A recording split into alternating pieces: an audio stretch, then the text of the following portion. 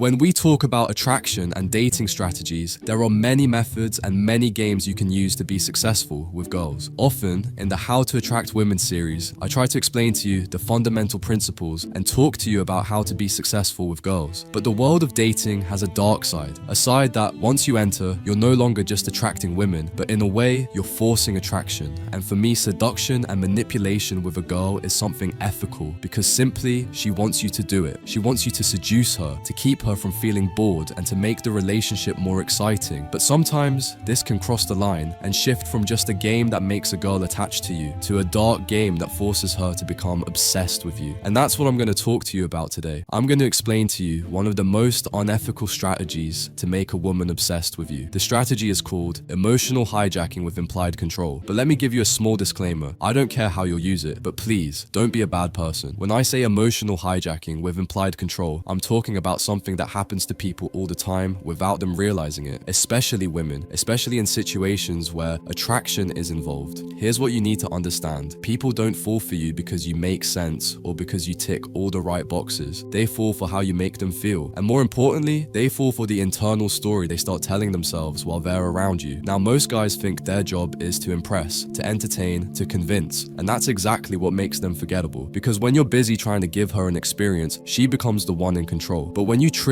an emotional state inside her without telling her how to feel and without explaining yourself, now her brain starts doing something interesting. It starts trying to explain the emotion. And guess what? It automatically links it to the thing in front of her. That's you. Think of it like this. Her mind is wired to assign meaning to feelings. And if she suddenly feels excited or safe or vulnerable or intrigued, her brain will try to figure out why. And if you're the one she's talking to when it happens, it doesn't matter if you're the cause or not. You become the cause in her head. That's the hijack. And now comes the other layer, the implied control part. This is where it gets powerful. You're not telling her what to do. You're not being aggressive. You're not saying follow me or feel this. You're just calmly, confidently speaking and acting like someone who already knows how things are going to unfold. Like someone who's not trying to control anything, but still ends up being the one who's steering the whole thing. It's that calm dominance, not barking orders, but being so centered and unfazed that she feels like you already know her better than she knows herself. It's when she starts following your lead without even realizing it, because it feels natural to follow someone who seems emotionally stronger than her in that moment, and not stronger like macho or loud, stronger like grounded, collected, present, in control of your own reality. That's what this whole thing is built on. Not impressing her, not even convincing her, just guiding her internal state in a way that makes you the reference point for how she feels. And once that's done, her attraction doesn't even feel like a choice anymore. It feels like chemistry, but it's not chemistry, it's control. That's the core. When you master this, the steps just become a way to execute the vibe. You're not trying to win her, you're letting her discover how good it feels when she's around you. And once she links that feeling to you, she won't even be able to explain why she keeps thinking about you. She just will. And there are 3 steps to apply this strategy. Step 1 is simple to say, but most guys completely miss how deep it goes. Elicit an emotional state. Not make her laugh, not compliment her, not try to impress, just make her feel something, anything. That's the key. Because until a girl feels, you're just background noise in her day. Now listen, this doesn't mean you go full clown mode to get her attention. That's desperate, and she can smell desperation before you even open your mouth. What you're doing here is subtle. You're trying to trigger even a small shift in her internal world while keeping your frame rock solid. She has to feel something while you stay still. That contrast, that's what sticks. Here's how it plays out. Let's say she's talking and you sense she's on autopilot, polite, cold, maybe even bored. You don't match her energy, you tilt it. Maybe you say something that breaks the script like, you know, you talk like someone who's always pretending not to care, but deep down, you care way too much. Then you pause. Don't explain it. Let it sit there. She might laugh. She might deny it. She might squint her eyes and say, what makes you say that? It doesn't matter. That reaction is the emotional shift. That's your win. Now, the mistake most guys make, they see a tiny emotional response, a giggle, a blush, a challenge, and they jump on it. They over-lean into it. They start chasing the laugh. But if you're smart, you let her marinate in it. You change the subject. You stay cool. You keep talking like nothing just happened. Why? Because when a girl feels something and you don't react like you're desperate for approval, her brain goes, wait, why isn't he trying harder? Why did I feel that? Was it him? Was it me? Who is this guy? And that little question mark, that's how obsession starts. Because now you're tied to the feeling, but not in an obvious way. And look, you don't have to be funny or mysterious or alpha. You just need to learn how to push the right button and walk away like you didn't mean to push it. bullshit. Sometimes it's as simple as catching her off guard with a strange observation, or teasing her in a way no one else dares to, or even just being silent at the right moment and letting her fill in the gap. This is where the game begins, because if she's not feeling anything, she's not remembering anything. Your job is to drop that emotional pebble in her water, not throw a rock, not cause a splash, just enough to make ripples. Ripples she keeps feeling long after you're gone. That's what step 1 is. And let me walk you through the second step. Anchor that state to you. Here's what I mean. When someone feels something intense, whether it's excitement, embarrassment, nervousness, nostalgia, whatever, the human brain naturally tries to attach that feeling to something in the environment. It wants to explain it. It wants to say, why did I feel that? And if you were the closest thing to her in that moment, even if you weren't the cause of the feeling, her brain anchors that emotion to you. That's how people fall in love with the wrong person all the time. They feel something intense, and the person standing there when it happened becomes the source in their mind. It's not logic, it's psychology. So your job here is not to cause more emotion. That's already done. Your job now is to subtly place yourself as the container of that emotion. You don't say, see, I made you feel that. That kills it. It's not about proving anything. It's about being present in the emotion without over-explaining. Let's say you teased her earlier and she laughed harder than she expected. You don't keep pushing the joke. You look at her for a second and say, that laugh right there, I like it. Then you move on, change topic, leave her with it. Now, what did you just do? You took the emotional spike and you dropped your fingerprint on it. Now, every time she remembers how she felt in that moment, her body ties it tight. Not because you said anything genius, but because you were there, you noticed it, and you didn't cling to it. Or maybe she shared something personal, something small but real. She said she feels lost sometimes. You don't go all therapist mode. You just say, you don't show that side often. I get it. Then you pause. No advice, just presence. Boom. You just anchored vulnerability to you. Now, whenever she feels exposed around other people, she'll crave the comfort she felt with you, even if you barely said anything. That's the power of anchoring. Be the person she felt the feeling around. Then fade out a little. The more her emotions come and go while you stay still, the more her subconscious ties you to the relief,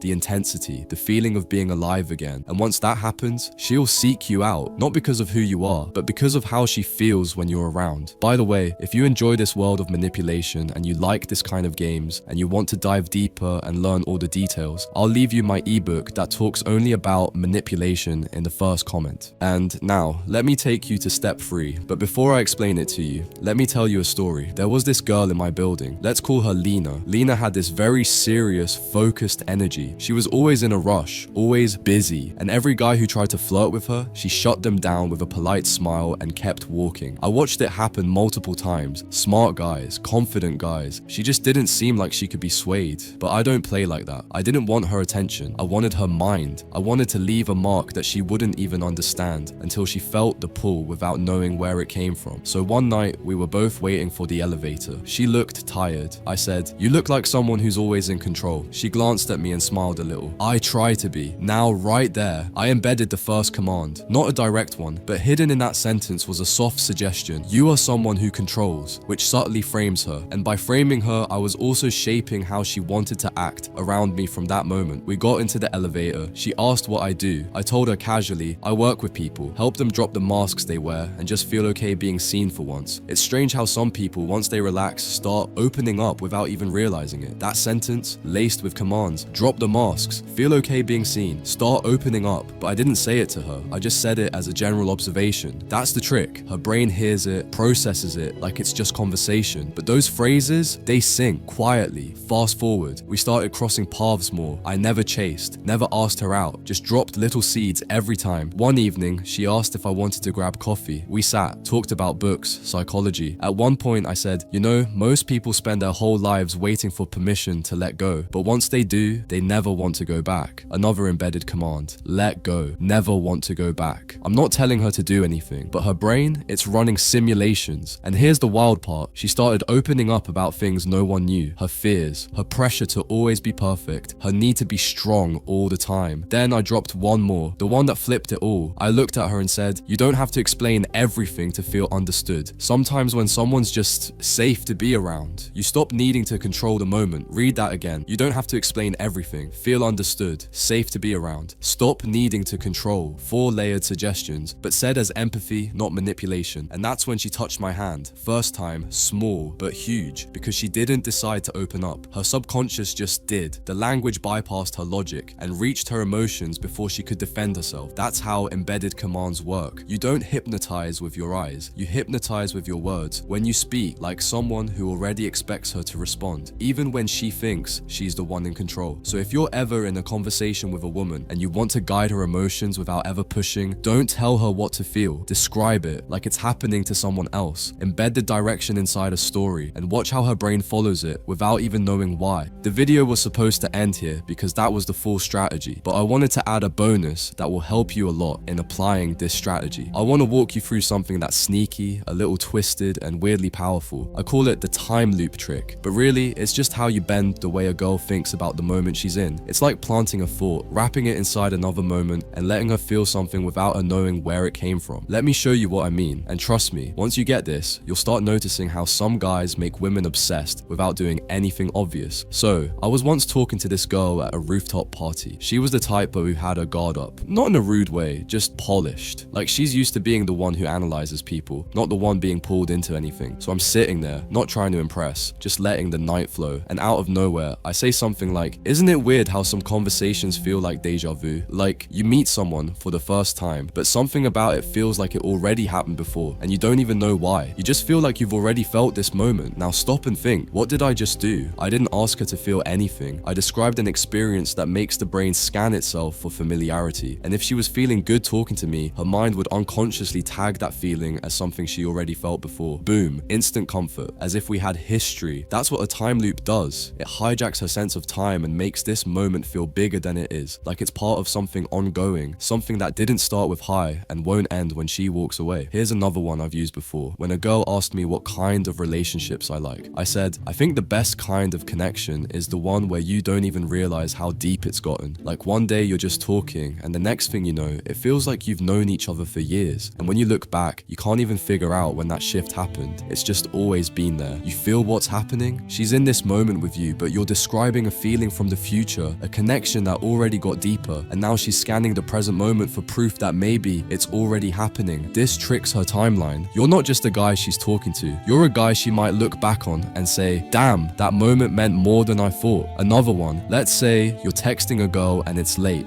Instead of saying, good night, you text. Imagine if one day we look back and laugh at how awkward these first conversations were, and we both remember this exact night. What you've done there is pull the future into the present. You make her imagine a future where she still knows you, still talks to you, and this exact night becomes a memory. That's a time loop. And here's the part nobody tells you. Once the brain imagines something vividly, it starts treating it as partially real. If she imagines remembering you later, you just increased your chances of becoming unforgettable. So how do you use this in real life? You don't force it. You don't say, let's imagine a future where, like a cheesy script. Instead, you tell stories, you describe feelings, you casually talk about the weird way time works when you connect with someone. Make it subtle, make her mind drift. The more you play with time in your words, the more you pull her into a bubble where she's not thinking, is this guy attractive? She's thinking, why does this moment feel different? That's when you know she's not just listening, she's feeling, and feelings, they don't fade as fast as compliments or clever lines. That's the loop, that's the hook, and most guys will never know it even exists. So in short, you hijack her emotions, you anchor them to you, you subtly lead her behavior with covert language, then you trap the memory of it inside her long-term timeline, and the whole time you're not asking for anything. You're not convincing, you're not reacting, you're just letting her feel more and more, while you hold the frame like none of this matters more than it should. That's implied control, and that's why this entire system works. It's not about pickup, it's not about manipulation in the cartoon sense, it's about understanding one truth. Emotions make people follow, stability makes them stay. Most guys either bring no emotion or they bring emotion and crumble. You create it and own it, and that's what women secretly crave, because when you hijack emotion and she realizes you're still the one driving the car, that's when she gives you the keys. And if you're still watching up to this point, I just want to say, I love you. This was The Dark Needle, and I'll see you in the next video.